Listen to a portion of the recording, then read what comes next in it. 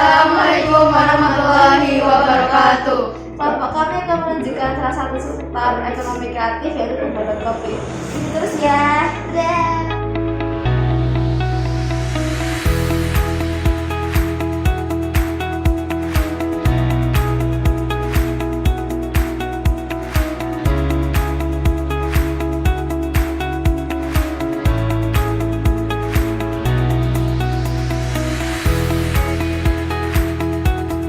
Kalau untuk kopi, kebetulan memang saya punya kebiasaan dari remaja ya, senang ngopi. Di keluarga juga terbiasa, kita sekeluarga tuh senang ngopi semua. Jadi sampai dewasa ke bawah punya budaya ngopi di dalam keluarga kami. Nah, kalau untuk tertarik mendalami ilmu kopi dari mulai teori sampai prakteknya pembuatan kopi itu mungkin sekitar 2014. Sudah 6 tahun ya, 7 tahun, hampir 7 tahun ini saya sudah mendalami dan menggeluti dunia perkopian.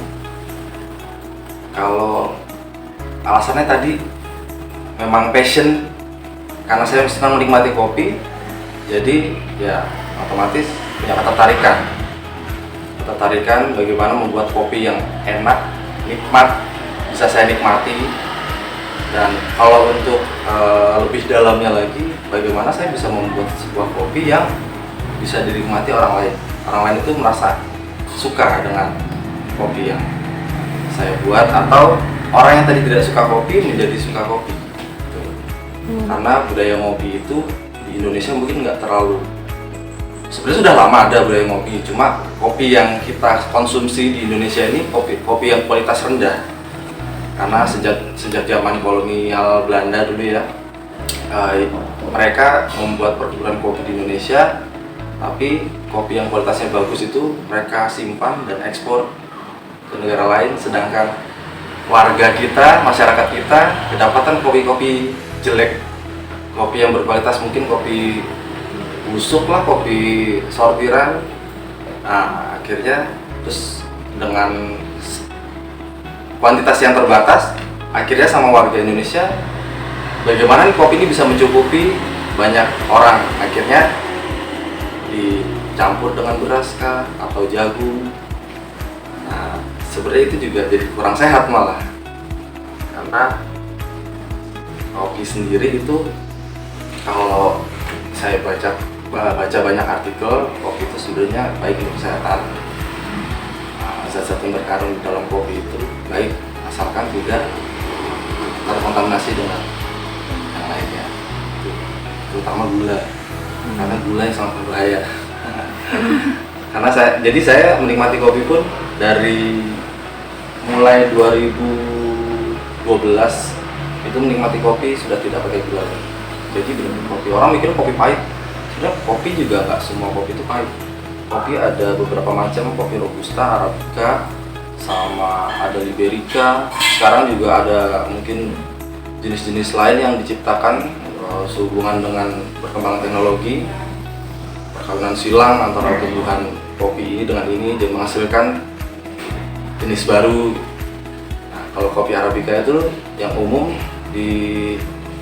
kebanyakan di dunia ini ada kopi arabica sama robusta yang kuantitasnya banyak, penyebaran juga banyak. Nah, sedangkan kopi arabica itu cenderung karakternya agak asam.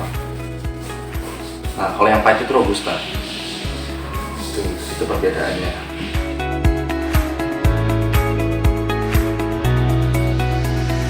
Nah, kalau untuk membuat macam kreasi menu yang berbase kopi ya, base-nya dari kopi ya, itu banyak referensi.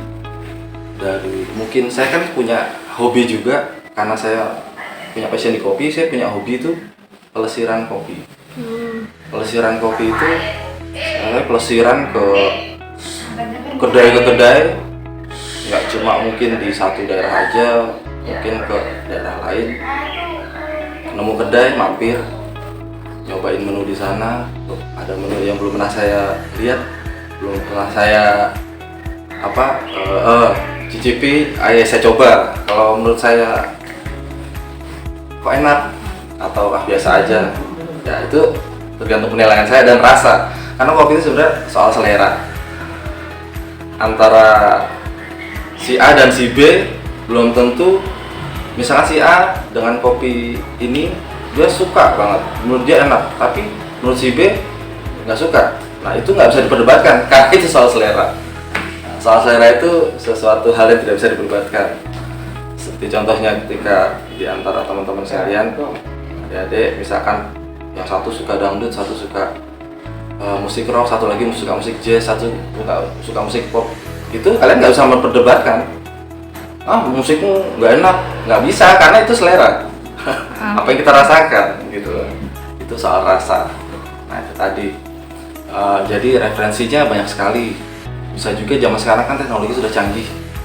Bisa lihat di YouTube. YouTube itu kan jangkauannya internasional ya, global seluruh dunia. Jadi dari negara mana seorang barista dia men-share ilmunya dalam membuat kopi, membuat racikan modifikasi kopi dengan apa ya, bisa kita contoh, coba misalkan sepeda cobain lah menu itu, ternyata loh enak, udah kita terapkan. Jadi mengadopsi, nggak pure itu hasil ciptaan kita gitu, karena kita juga gitu. Zaman sekarang kalau untuk mengklaim ini buatan kita, kalau selama kamu nggak daftarkan itu di hak cipta, ya itu siapa aja bisa pakai. Apalagi kalau hasil karyamu itu sudah kamu share di sosial media, di internet ya, di dunia maya, ya sudah, semua orang bisa lihat, semua orang bisa jiplak gitu.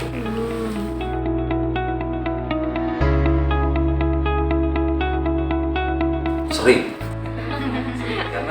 karena gini, mencipta itu atau membuat itu kan suatu hal yang apa ya? Kamu pernah dengar nggak istilah ide itu nggak ada yang jual? Pernah dengar kan? Ide nggak ada yang jual. Nah, itu yang mahal. Ketika kita punya ide, orang lain nggak punya ide seperti itu. Nah, tapi kita cerita ke orang lain. Misalkan aku cerita ke si A, teman saya dari si A, aku punya ide seperti ini, gini. Dia, bagus juga. Secara tidak langsung dia itu menjiplak ide kita kecolong, ya kan? Itu kesalahan kita juga, gitu. Tapi ya sah-sah aja mungkin selama itu tidak didaftarkan di hak cipta. Nah, terus nggak ada saksinya yang lain. Tapi membuat sesuatu menu itu memang cukup sulit sebenarnya, makanya saya belum pernah, kalau saya sendiri sih belum pernah membuat suatu karya menu yang benar-benar itu pure buatan saya, tapi hanya memodifikasi, mengadopsi dari menu orang seperti ini. Saya modifikasi sedikit, kayak misalkan ada menu namanya Japanese Coffee. Japanese Coffee ini teknik penyeduhan kopi hitam ya, tanpa campuran susu atau apapun. Kopi hitam yang diseduh pakai air panas, tapi ada penyaringnya. Penyaringnya ini nanti di bawahnya ini tempat nampung kopinya ini, gelasnya itu sudah dikasih es batu. Jadi ketika habis diseduh, airnya itu menetes ke bawah, ampasnya sudah tersaring kan. Jadi ketika menetes itu sampai di gelas, dia sudah kopi tanpa ampas, tapi langsung kena es batu. Nah, es batunya ini lama-kelamaan dia mencair dengan sendirinya, berekstraksi sama kopinya tadi. Penyajiannya pun dalam kondisi dingin, tapi dinginnya nggak dingin banget gitu, karena es batunya sudah mencair. Dari air panas kena es batu langsung. Itu Japanese Coffee. Nah, saya memodifikasinya, misalkan saya coba bikin Japanese Coffee, terus saya kasih perasan jeruk nipis atau jeruk lemon. Nah, itu memiliki sensasi yang berbeda lagi, memiliki sensasi yang mungkin ada banyak orang yang belum pernah merasakan itu, jadi ya seperti itu contohnya.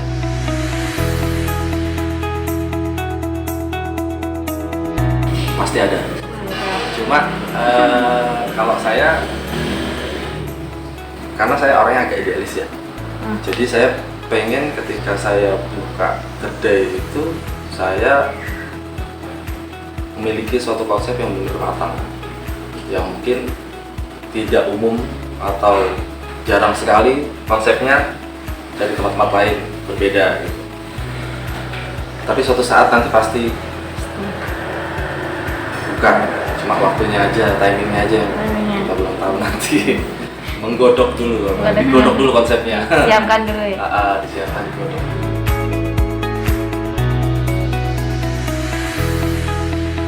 Itu kan. Bocoran sedikitnya ya, lebih kalau apa secara garis besarnya mungkin sulit untuk saya jelaskan ya, tapi apa namanya, contoh kecilnya, saya pengen ketika orang datang ke kedai saya, orang itu benar-benar niat untuk menikmati kopi. Mungkin lokasinya saya bakal mencari lokasinya agak terpencil, mungkin jauh dari kota, misalkan di lereng gunung atau di ketinggian atau di mana, atau di tengah sawah atau gimana, ya pasti nggak di tengah kota keramaian. Jadi orang kesana benar-benar niat, gitu, meniat untuk menikmati kopi dan suasana di sana.